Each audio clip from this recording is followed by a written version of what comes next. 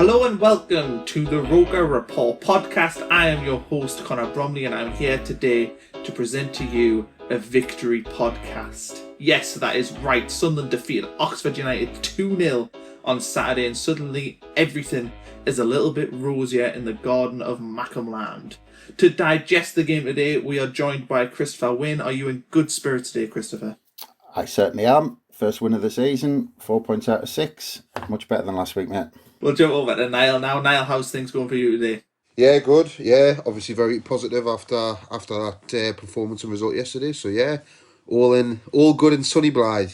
Excellent. Okay, so I'll quickly jump through the action from yesterday. Sunderland took the lead through Luke O'Nien early in the second half when he expertly finished a very scrappy move. I think scrappy is a fair word to use there because it wasn't the finest of worked chances. But then Lyndon Gooch added a second when he just suddenly became Leo Messi, took on the whole Oxford team twice.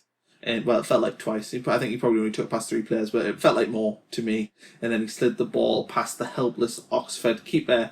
And just before we get started properly today, I just want to take a minute to think about Wycombe Wanderers and how they are still practicing their not wanting to play football by getting hammered yesterday. So just a moment for them. They're sticking to their guns there. It's a shame. Probably social distancing on the pitch if they got beat 5-0. So just wanted to give a little shout out to them. So let's begin. Chris, what's your initial thoughts yesterday when you saw the team selection? So this is before you've seen them win 2-0. What were you thinking? And now, looking after the match, is Phil Parkinson vindicated by his selection?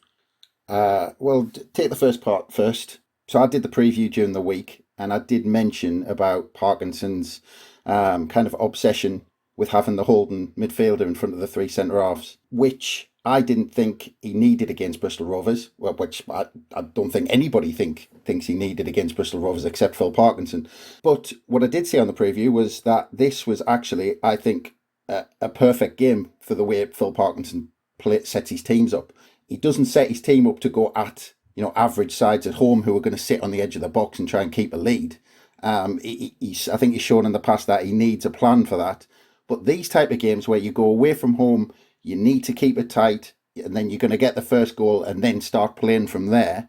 It shows that he can do that. He can set the team up to do that. Ledbetter came in, did that job, I think, much better than Dobson did last week. But, to be fair to Dobson, that the situation actually suited that role this week. But Ledbetter played well. We got the result. We got 3 points. And you can't say that there's no way kind of Phil Parkinson got it wrong. He got it right, and we won the game. Niall, would you agree there? Do you think Parkinson now, sort of 24, 48 hours after the game, is vindicated by his tactical decisions? Yeah, I think everybody kind of half had the pitchforks out, didn't they? 2 o'clock when the team sheet was announced yesterday. I mean, I know I was definitely guilty of that. Criticised that. I couldn't understand it. I was a bit confused by it. I thought it was far too slow. I thought, O'Brien, Danny Graham, Grant Ledbetter, Chris Maguire, all in the same 11 was a little bit, I just thought we were going to get outpaced. But yeah, I'll hold my hands up. I was completely wrong. I think in the first half, I think the second half made the first half make sense. Tactically and the first half we got down and dirty, so to speak. We didn't really have that many chances, but they didn't have many chances either. We kind of snuffed them out. And it was like I say, we kind of just stopped them from playing, and then in the second half we just got a hold of the ball, and that's what Ledbetter was there to do and kind of dictated play.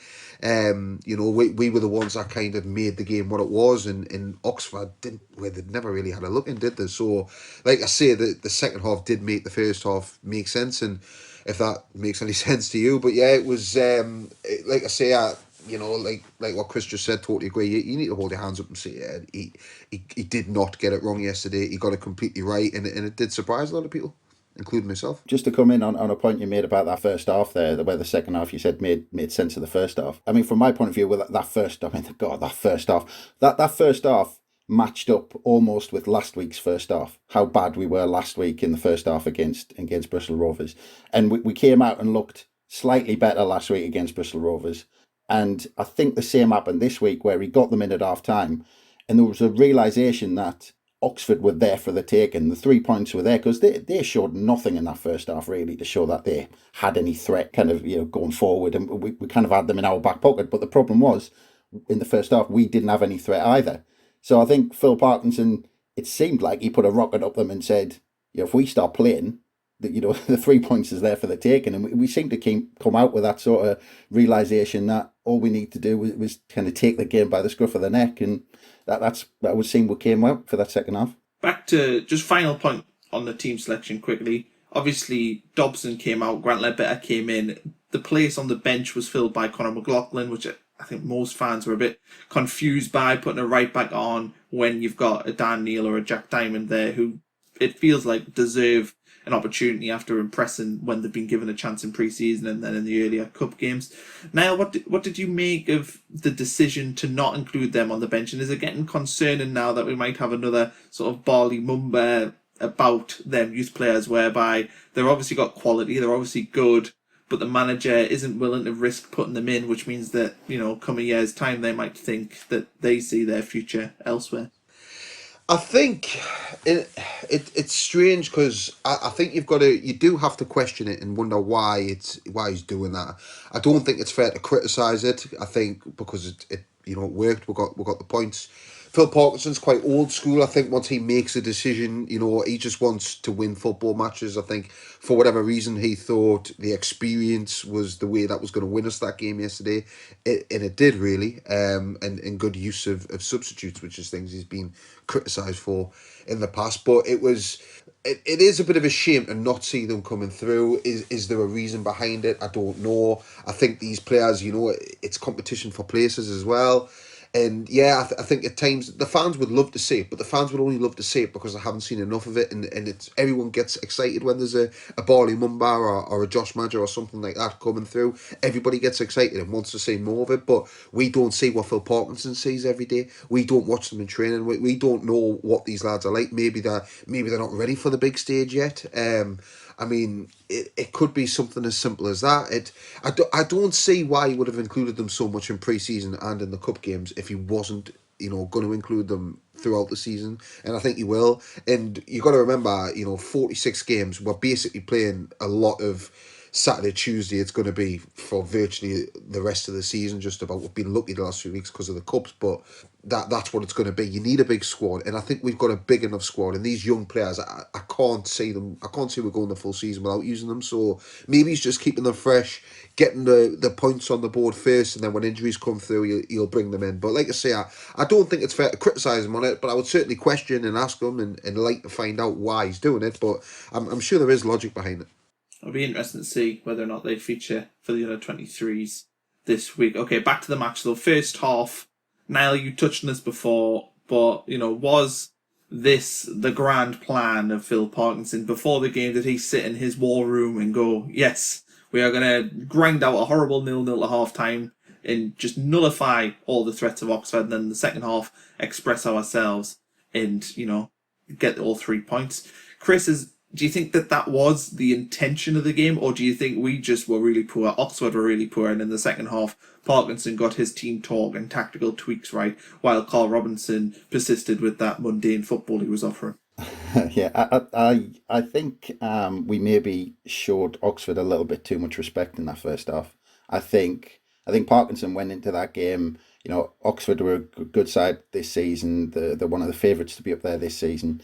And I just think we went out first half, gave them a bit too much respect, didn't kind of really think, well, let's go at them from the off. And I think, as I said earlier, I think there was just a realisation with the way that the game petered out in that first half, where it was just it was a slog. It was a slog to watch, never mind a slog to play in. I think even the players would have kind of hated playing in that first half, especially the midfield, just watching the ball kind of go over their heads either way from both sides. It was just a horrible game in that first 45 minutes. And like I said, I think there was just a realisation that was just, let's step this up and go at them. Because I think he started off by saying, let's keep it tight, let's be cagey. And then when he got into half time, I think he just thought, lads, these are there for the taking. Let's step this up, get the tempo up from kick off, get that first goal, and we'll beat these. And I think that's how it turned out. Now, would you agree, or you got a different take on that one? No, I agree with what Chris is saying. Well, half agree with that. I think he has come out there to be tight. I think that was probably in his team talk before the game, and that's the reason he made the 11 he made. That's the reason he had Ledbetter there. I think he wanted it tight. He wanted to keep a hold of the ball. I don't think he obviously expected to be as scrappy as what it was, but I do think that his intentions were to stop Oxford from breaking, because Oxford have got some pace in that team, which we've seen before, and I think he just wanted to kind of nullify that and like. Yeah, get to half time, and so like I'm a bit 50-50 on what Chris is saying. I think there was a little bit more, strategy behind it. I think it was a plan. I don't think he improvised as much as what Chris is suggesting, but I do think that it was a bit of both. And yeah, it just shows that Parkinson, for the lot of criticism he gets, it just shows that he has got the experience of this league, and he can make decisions and can change things, and when he wants to, and they can work. Chris? Yeah, I think you might well be right with that, Niall. You might be spot on, but as a football manager, how do you come up with a strategy to have a first half like that? Well, no, I don't think he said, right, lads, we're going to have a horrible first half. We're going to be scrappy. It's going to be awful. Everyone's going to think it was awful. I don't think it's quite like that. I think, like I say, it was just keep it tight, keep things together, stop Oxford from playing. They're the home team. I know it's a little bit different without crowds, but they're still the home team. It's still a home game for them. It's still a game that they would have looked at and thought, we need the 3 points here. I don't think people look at us anymore as a bonus point like they might used to. I think they do look at it as a chance to win. So, I think it was just that. It was just keep it tight, keep it short, and then make the substitutes, which he did, like Lyndon Gooch, who can change a game and win it. I can see you've got a big smile on your face, so you obviously don't agree. I'm just thinking of those last words before we go out. Right, lads, no passing on the deck, and make sure those aimless 50-yard balls are there, right, lads? Just for the first 45 minutes, and then we'll change it. I'm going to probably say that the truth is somewhere in the middle. I think Parkinson probably came out with the idea of not conceding in the first half, but I cannot imagine he was that impressed with the way we were playing, which brings us on to the second half nicely as a good little segue there. So second half, suddenly it looks like a very different Sunderland side. No substitutions as well, just a rocket up their arse seemed to make all the difference at half time, and suddenly we started playing football and using the qualities we know the squad has. We know that we're a passing side. We know that we have more quality technically than most sides in this league. And then the goal comes, Lugo 9, which wasn't much quality about the build-up, but the finish was very good in itself, and not many teams will have a right back who's capable of scoring probably between 5 and 10 goals come the end of the season. So I suppose the first question is, and I'll throw this one straight to Niall, why is it that in the second half they suddenly started playing like, as Sunderland fans, we know they can, we just don't see it enough? And what is it that changes inherently with this team, where at times they show these glimpses of 45 minutes of brilliance, but sometimes throughout that turgid first half at Oxford? Well, it goes back there, right, lads, we're going to be shocking first half and then be brilliant second half. No, it's I mean, like I said, it's just like I've just said, really. I'm just going to repeat myself in a sense. I think there's so many times that you see Sunderland come out all guns blazing. Like, that has happened over the last couple of years in League One. And then we end up drawing 1-1 and everyone's disappointed. And that happens quite often because we don't score the goals. Yesterday, I think it was a little bit more organised and there was a little bit, more strategy in it. I just think he thought Oxford were going to come out like that, and we just stopped it. And defensively, we looked so strong. I think that just complemented what Parkinson was trying to do, and that's why it kind of looked like that's what he intended, and that's why, like I said before, how in the second half he managed to change it up and managed to keep the ball on the floor, because we, like you said, we are a passing team. I don't think we're not big enough. We don't have the presence that other clubs do at this level to sort of loft the ball up. And I know a lot of people say Parky ball and that's how Parkinson likes to play, but I don't think that's what he wants to do, because we just don't have that in with. And Charlie White, for me, isn't good enough to kind of get on the end of enough of that. So I think that's why we're playing the football we're playing, which is probably a subject that you're going to come on to later, but which is why I would play Greg up front, but obviously we might come back to that. But yeah, I do think that it's nice to see that Sunderland are playing football. And is it coincidental that it's only the second half that they've started doing it after a pretty cagey first half? I'm not sure. I really don't know, but it's interesting anyway. Well, Chris, I think part of what I was trying to articulate there is if you can play as well as you can, as we did in the second half, why wouldn't you set out from minute one to do those things? That's what doesn't really make sense to me. Well, yeah, I was going to say exactly the same thing there. That I mean, I said it last week after the game. My initial reaction was, I don't get it, and then I think I recorded a pod during the week, the preview, and I said I don't get it.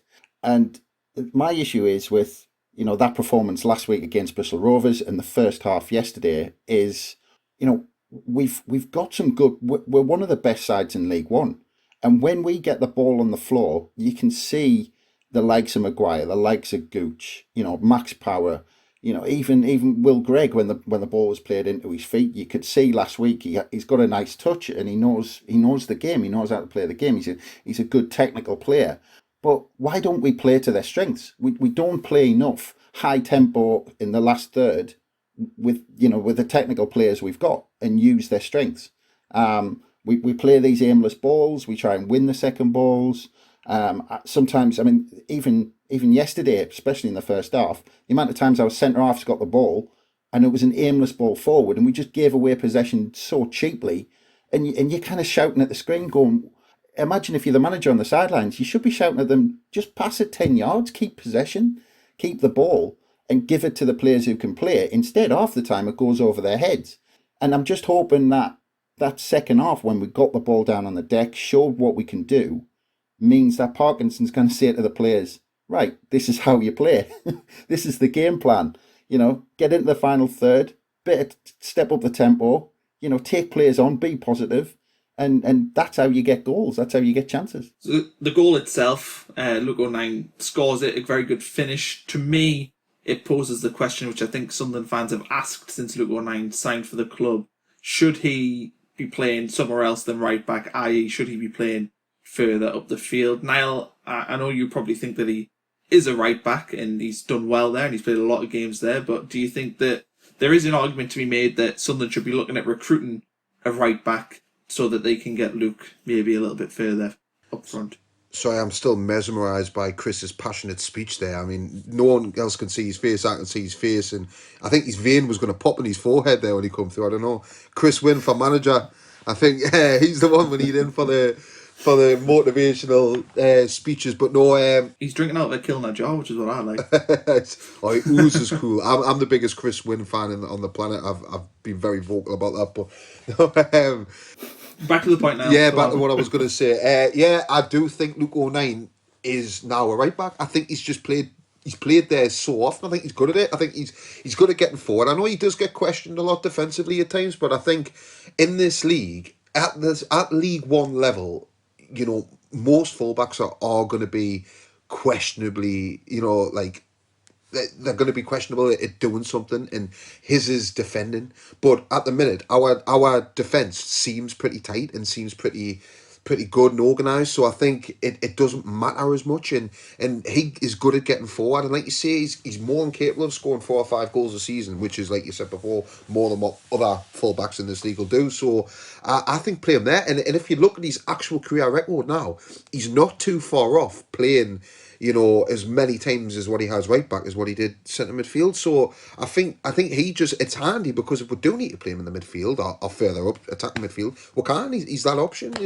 It just adds more depth, really, doesn't it? And Conor McLaughlin, for all the criticism he gets, if you need him to slip in there and do a job, he can slip in there and do a job if needs be. So yeah, I think Luke O'Nien is our right back. I wouldn't look at bringing another one in. I think Luke O'Nien's probably happy with that. I mean, we all know what he's like, and I think he's the type of player you could probably see. You're going in nets, Luke, for this game. You're going in goals, and he'd probably be, yeah, no problem, that's fine. But on a serious note, I think he's competent at right back, and I think he loves getting forward. He's got pace. And no matter who plays in front of him, whether it be Maguire or Gooch or whoever plays in front of him, he's always got a good working relationship with them. They've always seemed like they've got a good understanding. So, yeah, I think he's a right back now. He might argue differently, but I do think that's his position now. Chris? Yeah, well, I'll just quickly say on that is what you were saying there about Luke O'Nien, getting into those positions. When he's in that mood, and when he's being asked to be positive and getting that final third, I think he is effective on that right-hand side. I just think his performance last week against Bristol Rovers, where he seemed to be, I don't know, there seemed to be a mental block there last week. He was going backwards and sideways when he had the ball. He wasn't making them runs in behind. He wasn't looking for the ball out wide. He wasn't making any runs. And this week, first half, it started off that way. Got the ball, looked back, looked sideways, never looked forward. Second half, just completely different mentality. And you saw he got in those positions, got a goal. And when he took, I can't remember what chance it resulted in. I think it was O'Brien, wasn't it? 09 beat a couple of players on the right hand side and got in and then knocked it across the box. When he's doing things like that, I mean, he's more like a wide midfielder in the system we've got. But I just think maybe in home games against the likes of Bristol Rovers, if we maybe had Diamond out wide and maybe moved 09 in the middle to get some energy in the middle and get the tempo up against some of the average sides. I mean, like you said, Niall, that might be a plan moving forward kind of later in the season. Yeah. I just want to talk a little bit now about the general fullback situation. Denver Hume, I think it's fair to say he's blossomed into a very competent and solid left back at League One. He's got his flaws. I think his final ball's not the best, but as a young player, I can see Chris Winscoleman here. So He's raving about it. As a young player, I think he's developing into a solid left back. Do you think that we need to be looking at bringing another left back in though to help push him? Maybe a more experienced one who can help teach him. Chris, I'll throw it to you. I'm guessing you're not Denver Hume's biggest fan. No, I think he's got the tools. I think he's got a great touch on him. I think he's learning all the time. He's still young, but I think at this point, we've said it for too long about his end product. I mean, fair enough. In his first season, yeah, he needs to improve his end product. Second season, yeah, he needs to improve his end product. Third season, come on, what you playing at? At some point, improve your end product. Just too many crosses yesterday. He did blind. He didn't look up. He just hooked it into the box. He just needs to improve that. Kind of be switched on when he's got the ball in good positions. He's effective. He gets the ball. He was positive. He just needs a cross on him, and he'd be fantastic on the left. But I do think we need cover for him, and maybe someone on at least level terms to try and really push him, because I think that could be the key to making Denver Hume into one of the kind of top left-sided players certainly in League One. I mean, I know what you're saying about the end product, and I would agree that his end product is poor, but yesterday he did create some chances. He played one across for O'Brien, which O'Brien should have scored. Technically, it was his cross that was fluffed by O'Brien that resulted in Luke 09's goal. So I think his end product is improving, I would say. I think he's getting better at it, and I think he's clearly working on it, and I think his choices are improving. I'd like to see some stats, because he hooked in a lot of crosses that, and not many times were there close to anybody getting on the end of them. There were a couple, but my problem is he does it without looking. He needs to look up more. He tries to hook it into areas rather than picking someone out. We don't know if that's not, you might be told, look for areas, this is where they're going to be running. I don't know. I'm just being devil's advocate there. But we'll jump on, we'll jump up. Lyndon Gooch gets the second goal. He just jumps into full-blown Messi mode and just decides to take on everyone and slot the ball nicely in. Niall, do you think that's why it's important to have players like him on the bench? Because, if you bring them on, they've got that little bit of quality that maybe we were lacking during the game. Exactly that. I think if you look at what Gooch can do, it's he can be frustrating, and he gets a lot of criticism, and he's had a lot of criticism recently, certainly, but he's got that little bit of quality. I think just the fact that he has been in and around Premier League players and stuff like that, and obviously he came through the academy with when the academy was actually decent. And he has got that bit of flair, and like you've seen it against MK Dons last season, and that absolute worldy goal, and he scored another one against Doncaster, and yesterday that was just daft. That sort of goal. I mean, the thing is, if can you be critical of Oxford's defence? Maybe, but I think it doesn't matter. Nothing was stopping him. They were mesmerised, Niall. They were mesmerised by Gooch, and they just didn't really know what to do with this. This world-class player at them. If you actually see it, it's not as simple as the fact that he's just ran and ran and ran. Like he fakes a pass at one point, and it's just a quick one where he kind of lifts up his boot and then just puts it back down and kind of tricks the Oxford defender into going the other way, and then just runs round, and then a lovely, cool little slot past the keeper. And how many players at this level can do that? How many players at this level? How many teams have got a player that can do that? Especially a player that can come off the bench. and do that. Not even a starter. I mean, like it doesn't happen. It's it's a bit like a cheat code for this level. So I think it's absolutely amazing the fact that we've got that option, and I think Gooch is obviously he's going to be banging on Parkinson's door tomorrow morning, because I would be if I just scored that goal, and being like, I need to play every game because I've just done, that's what he's going to be doing. But competition for places is so healthy, and we've seen that. And like I touched on earlier when you talked about the young lads coming through, that the fact that we've got the depth is so vital to what we need to do. Like I said, it's such a long season, especially with the cups, and the fact that we've got these and we've got options like that. There is no team in this league has that kind of option. So yeah, I think it's fantastic, and hopefully it can work more than that throughout the season. Last season or the season before, that would have been a 1-1 draw. There would have been a corner come in, it would have bubbled off about 6 players, and it would have went off the back of one of Oxford players' horses, gone on the back of the net, and we would have been sat here trying to figure out how I haven't won the game and how we've come out with a 1-1 draw. But the fact that Parkinson brought Gooch on when he did, that little bit of extra pace, that little bit of, flair, he killed the game and finished the game. So yeah, brilliant. I think now I got excited about that one there. Though I must say last season we did win 1-0 away at Oxford. They didn't get one in off the arse, so maybe wrong on that point. Do you think that Lyndon Gooch now potentially should be in the team ahead of Aidan O'Brien? Aidan O'Brien's the player that I've picked out just because he was, I would say, ineffective yesterday. Chris, what do you make of that? Do you think Gooch now should be in the starting 11? Well, it's a difficult conversation for Parkinson to have if he doesn't put him back in after that. If he turns around and says to Gooch, well, you're on the bench after producing something like that. What you want to do is to say, to your players who don't make the 11, right, when we ask you to come on, you produce, and that's how you force yourself back into the side.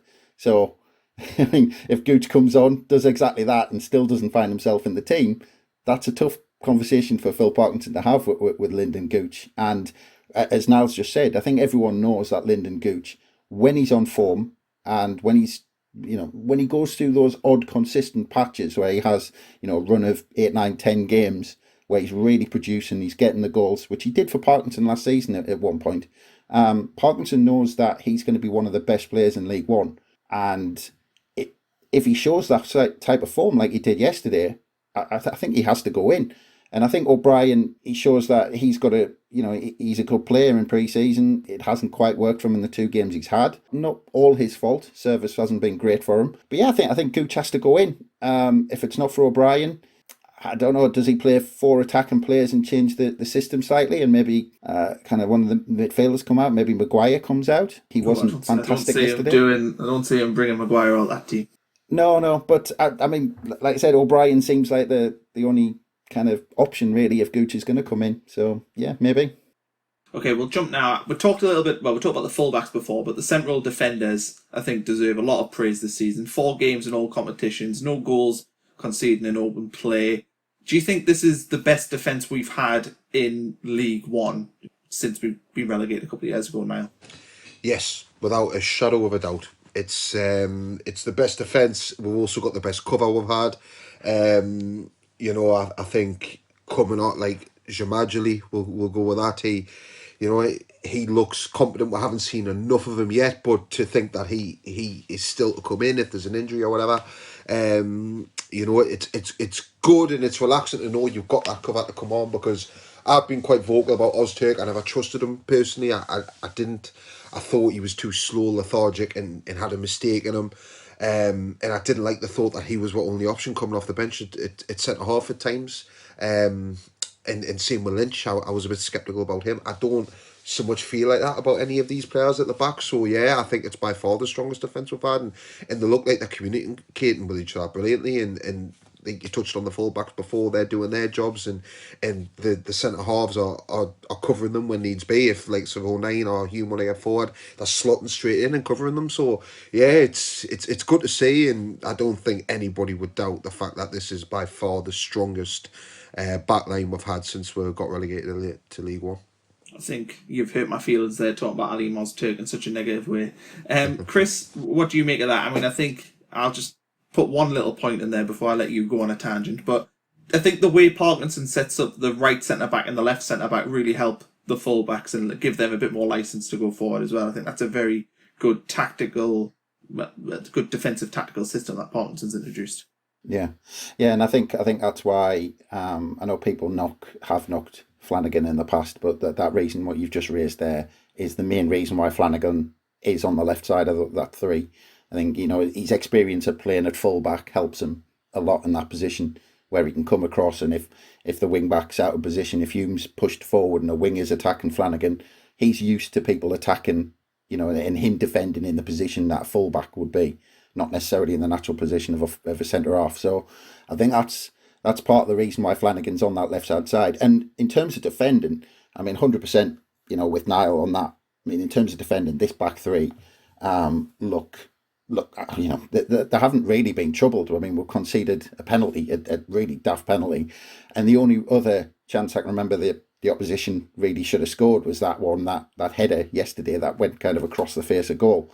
Other than that, we haven't been threatened at the back at all. What I would say about the three at the back, the other point I actually wanted to make there was Bailey Wright. He's going to be, if we can keep him fit this season, he's going to be incredible in the middle of that three. What a centre half at this level. Amazing signing. But what I would say about that three in the first two games is I think it's important. I think they're more important than some people give them credit for in terms of, how they set us up in an attacking sense. Because in the second half, you saw them playing the balls into midfield, into feet, and let the other players get on with it. And they were knocking it wide to Hume, knocking it wide to O'Nien. In the first couple of games, it started to go wrong when we were attacking from the centre halves, and they were trying to play those long balls that were going wrong. Now, if they can sort that out and just say, right, give it short, give it to the people to start the attacks, play some nice, 10, 15-yard balls into feet into the middle of the park, in an attacking sense, then that'll really improve our general play going forward. But defending, they've been superb so far. Moving on now, central midfield. I think this is probably the position where there's most question marks. It looked like Power and Dobson were going to essentially have that role to lose, and I think both players, Power's done okay, picked up a knock though, so we don't know what his status is. Dobson was poor in the opening day, got himself sent off. The question, Scowen, is he going to be an option? Ledbetter did really well yesterday. Is he now an option? Dan Neil, potentially an option as well. I've probably forgotten someone off that list. But what do you think, Niall, makes the most sense for us as a team in that central midfield area going forward? Or does Parkinson just change it on a game-by-game basis? I think it's a headache that I wouldn't like to have as a manager. It's a good headache, but it's a really tough headache to work out, because I think a lot of people have. Scowen, a lot of people think he deserves a chance, and when you watch him, yes, it was against Villa 21s, it wasn't against the best opposition, but you're seeing glimpses of what he can do, and it would be nice to see him in there to see him have a start and see what he's like, and and then even if Parkinson has got a problem with him, and if there is something that Parkinson doesn't quite like, let the fans see that, and then we can know, or at least tell the fans or whatever, because like I say, that there is a lot of confusion, but I think we've got enough there, certainly got enough there to play football, but also get down to the nitty gritty when it's needed. So I think the midfield's fine. It's Scowen, like I said, I would love to see him in there, but there's obviously a reason why he's not throwing him straight in. I don't know if he's Chris McQuire's backup, is what he said the other day, but it's, for whatever reason, he doesn't fancy him just yet. But I'm sure he will. I'm sure we'll see him at some point, and we'll probably be here criticising him at some point as well. So, no, it's certainly looking healthy in the middle of the park. Chris, what do you make of the central midfield options, and what do you think is our best central midfield if everyone was fully fit? Well, I think what these first two games have shown us is that I think we need a game plan to match the opposition and the situation. So I think last week, with Dobson, as I said a few times, Dobson in front of those three, we didn't need him there. There was no need for him to sit in front of those three. You might as well have said to Dobson and Power, look, get forward as much as possible, but you're experienced enough to know that if there's a threat, in behind, and you need to drop a little bit. But I would have pushed them on forward last week. But the situation against Oxford, Ledbetter came in, played that role absolutely brilliantly, won the ball, gave it easy, sometimes kind of used his passing range to get us going, knocked out wide. But yeah, I think we've got, as Niall said, we've got some brilliant options now. We've got Neil to come in, who looked good going forward as well. Scowen looks good going forward as he did in pre-season. And hopefully some of these forward kind of players who like getting forward is going to help us in those games at home where we drew last week and last season. If Parkinson's willing to push them further up the field and kind of, make that holding midfield player redundant. So yeah, it'll be interesting to see how Parkinson plays. I hope he's learnt from these two games that he needs to kind of change the system based on who we're playing. The other conundrum in this team is striker. So Greg didn't get a look in yesterday, obviously started on the opening day. Charlie White looked fairly decent during his little cameo yesterday. He was winning headers, which we don't often see from our target man. He was getting himself about. So I thought White did him well. Graham and O'Brien, we've talked about O'Brien already, but Graham didn't, he seemed to struggle yesterday, but obviously it was his debut, so you don't want to be too harsh on him. And I'll throw this one to Chris. I know it was Niall's turn, but I've let Niall have the first two. So I'll let Chris start on strikers. What is the striking, the answer to our striking dilemma going forward? Who do you think makes more sense to give a game to? Or, like the central midfield, do you just treat it on a game-by-game basis? Yeah, it's a tough one. It's a tough one because that one up front role is such a niche role that it's tough to play, and especially the way we've played it in 3/4 of the games, the two games. There's only really the second half yesterday where we kind of really getting forward and creating chances. But Will Gregg, I felt sorry for him last week against Bristol Rovers. He had to drop back and drop wide to actually look for the ball, and he wasn't getting in the positions where he wants to get in. He wasn't able to make the runs that he wants to make as well. So Danny Graham, we didn't see much. He hardly touched the ball because of in that first half, and second half, even when we were attacking, he seemed to be the one kind of holding it up and linking the play. So I don't know. I think Danny Graham out of our options at the moment is going to probably get us more goals. Although I'd like to see Will Gregg be given another chance if we play like we did yesterday in the second half. If we're really going at the team, creating chances, because I think Will Gregg will stick them away. So I don't know. I'd say for now, because we got the results, stick with Danny Graham.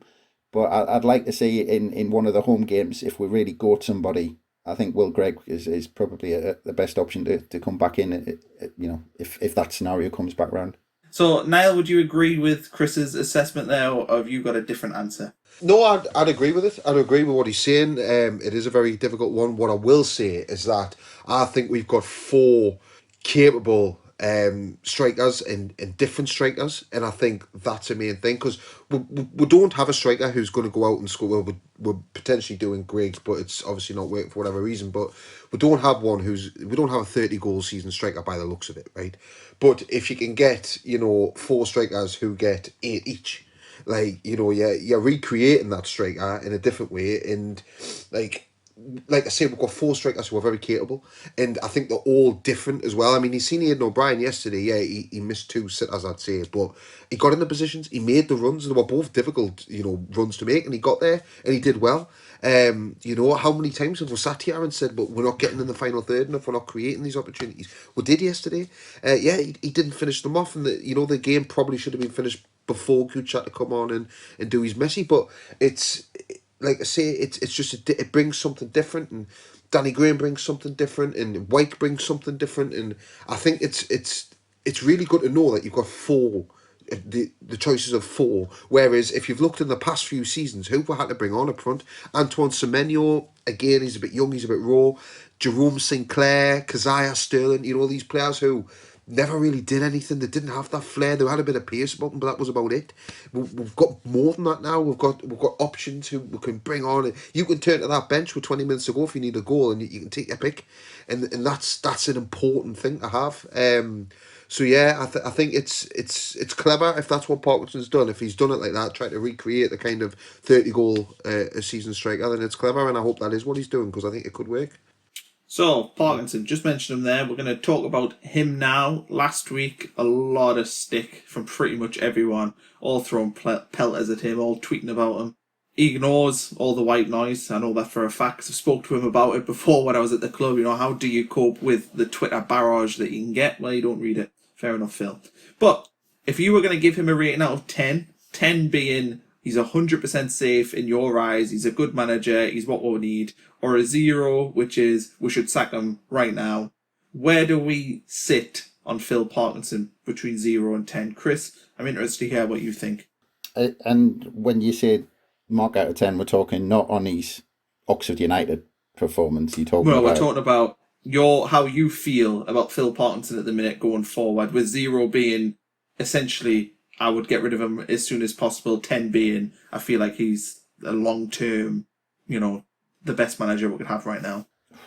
Wow, what a question. I'd probably go for something like a 6. Last season, he, in my eyes, I think he failed last season. I think he took over when we were in a position in the playoffs, and we finished outside the playoffs. We talk about points per game and all that sort of stuff, but at that point, he was outside of the playoffs. We should have, for my eyes, we should have been pushing. He had long enough to be pushing for at least, cementing a place in the playoffs. Never mind pushing for automatic at that point. He was that's why he was brought in. That was his job. So I think he failed last season. He's had a summer. He seems to have got a way of playing in place at the moment. But I just think the jury's out on him. I think he was under pressure after last week because that, as I said last week, that was the easiest game on paper out the first 4. So then we had to go to a tough place like Oxford and go and get a result. And he needed that, because imagine our conversation today if he got beat yesterday. I mean, we were completely different, and he certainly wouldn't get in the 6. But he's got some tough games coming up, and I think we just need to be threatening for promotion and in and around those top 6 and looking for automatic, and that's our expectation. That's his expectation. So we can't say that we're asking over the odds from him. We're not expecting miracles from him. We're expecting what's expected, what should be expected. So the jury's still out.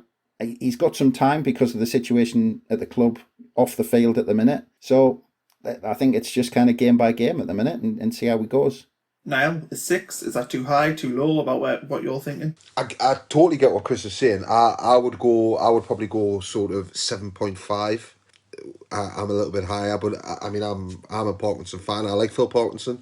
I thought Phil Parkinson was the right man to come in. Obviously, I know a lot of people disagreed, but I thought with everything that goes on off the pitch at Sunderland, Phil Parkinson's the best man to deal with that, because he's had 10 times worse at Bolton. So, I've always been a fan of him anyway, but at the minute, I think, he's the man to take us forward. I don't see what any point would be of sacking him. Like Chris said, though, if we had getting beat yesterday, then that Peterborough game would have been massive for him. Absolutely huge. So, I think, you've got to keep him in. You've got to keep him in. I believe in consistency with managers. I like what he does. I like the way he speaks. I like the way he bigs players up at times. And fair enough. He did say he was going to bring the young ones through. He hasn't done that. He's got reasons behind that. John was on the podcast the other week saying he would like to see more balls from him. I think he doesn't quite make the tough decisions sometimes. He's done that with them 2 young ones, because there's people asking questions about it. He brought the OAPs in yesterday and we managed to win the game. So, like I say, it's, I think he has got that little bit of bite, that little bit of, I don't care what the fans think. I'm going to do what I want to do, which I think is best to win this game. I'm going to bring on the subs I want to bring on. And again, that's something that he's shown with Scowen. A lot of people want to see him. He's not really utilised him that much. So 7.5. I can't see any other reason not to have him. I like the manager, and I think he is going to be the manager to take us back to the Championship. I definitely think that 100%. You heard it here first. I was just putting my hand up when Niall was saying there was some people who thought that we shouldn't have appointed Parkinson, and I was one of them. But now he's here. He can crack on. But yeah, he's got a chance. And I think I've said in the past before, I don't think Phil Parkinson will ever manage another club the size of Sunderland again. No. So this is his opportunity in management. I think if he can get us going, I think it'll be his only opportunity to manage a club this size that could take him. I mean, infrastructure-wise, we've got the potential to go to the Premier League. So if he gets it right, good on him. Fair play to him. It's his opportunity. And just a quick point as well. I'd say that in the two sides that we've played so far, I don't know whether this is going to be a trend going forward. I hope it is. But Bristol Rovers and Oxford United were pretty poor. If this is how it's going to continue, I think League One's there for the taking this season. Yeah, I feel like League One's been there for the taking for the last couple of years, Chris. Right, we'll jump ahead though. We'll look ahead to the Peterborough game next weekend. I suppose this is a two-pronged question. Number one, what do we expect to see from Peterborough going forward? We know they've had a lot of changes and they've lost some of their better players. And the second thing is how do we see Parky approaching the game? Does he go with more the team that we finished with on Saturday, or does he go with the team that started, or does he go with something different? So I suppose, Niall, I'll throw this one at you initially. What do you expect from Peterborough? What do you expect Parkinson to do with the team? I think, is it too early in the season to call it a 6-pointer? Because I think at the end of the season we could look back at it and think it was pivotal. It's two teams who both feel like they were hard done by last season with the points per game. Definitely more so them, but still it's two teams who want revenge. Obviously Peterborough, they were getting beat 1-0 until the 91st minute yesterday and managed to pull together, a win. So obviously they've got big characters, they've got some good players. They've lost a lot of good players, obviously with Ivan Toney and Madison and players like that leaving, but they've also, they've got Johnson, Clark, Harris, players like that.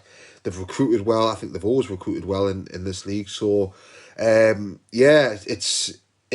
don't know what to expect from Parkinson, because I'm hoping that he's gonna. It might be sensible to play the likes of Ledbetter or something like that in that hole again, and just try and control the game and try and sort of make sure we dictate it and they don't dictate it. That could be the difference in it. It's going to be interesting. I think Peterborough, if they want to, they can play counter-attacking football because they've got the pace. And they've certainly got the talent to do that. So if we do want to just, pile on pressure, it could go against us. Parkinson's definitely got to look at that. So no, I really don't know what to expect. I mean, nobody expected the starting 11 that he put out yesterday. So it's, who knows? Who knows what he's gonna, the way he's gonna approach it. I would hope that he would approach it in the manner of, being sensible. Like I said before, keeping a hold of the ball. We're good with the ball. I think everyone can agree we're good with the ball. We're getting better without the ball, which is something that we weren't good at, but we're getting better at it. So fingers crossed we can have the ball more than we don't have the ball, and that's the way Parkinson needs to look at it. Chris, do you agree with that assessment there that you've got? Well, Niall said he basically has no idea how Parkinson will approach it. Do you agree with that? Well, I mean, Niall mentioned it was a 6-pointer, and I mean, if you look at last season when we got stuffed at their place 3-0, was it Luke O'Nien and Charlie White got sent off, and we had a bit of a horror show. Yeah. But actually, I mean, if we got those 3 points, I mean, I'm not sure I think that would have impacted the points per game at the end of the season. We might well have been in the playoffs last season. So, sometimes it rides on a game like that. But yeah, I mean, I can't believe how much money they've spent for a League One side, considering there's no money sloshing around. I know they sold, can't remember the guy who they sold Tony. For. Yeah, they sold him for a decent wedge, and they bought Harris and Schmodix. I think, I don't know whether that's the right way of saying it, but they've spent a couple of £1 million, which not many people have been able to do in the summer. So yeah, they'll be, they got a result last week, like Niall said. They'll be looking to. You don't spend that sort of money in League One in the current climate if you're not expecting to be up there and get results. So Darren Ferguson's going to be under pressure to get results, and fair enough, they got one last week. So I think that they're going to go all out. I think they'll think they're our equals in this division, and fair play. I mean, we've finished on the same points, maybe not the same games, but we finished on the same points. So I think both teams are going to go at it, and I think in terms of the way we'll set up, I think we've seen enough from Phil Parkinson to know how loyal he is to players who give him a performance, and I think the only change I think Ledbetter will still be in there. I think he'll be happy with the way he protected the back three. He'll keep him in there. The only change he might make is the one we discussed earlier with Lyndon Gooch coming in, and I think that will give him headaches before the weekend. But I think that would be the only change he'll make, if he actually does make any at all. I would probably agree with that. Interesting to see, obviously, Max Power, whether or not he'll be fit, and if he'll replace him with Josh Scowen or maybe go in a different direction. Well, I think that is a wrap for us today. Thanks everyone for listening. Please remember to subscribe on your favourite podcasting app or on YouTube. Thanks to our guests today, Niall and Chris. Pleasure speaking. Great way to spend a Sunday. not great to Always a look at. And hopefully next weekend we are here talking about a beautiful and stunning 3 points when Sunderland hammer Peterborough United 7-0. Why not?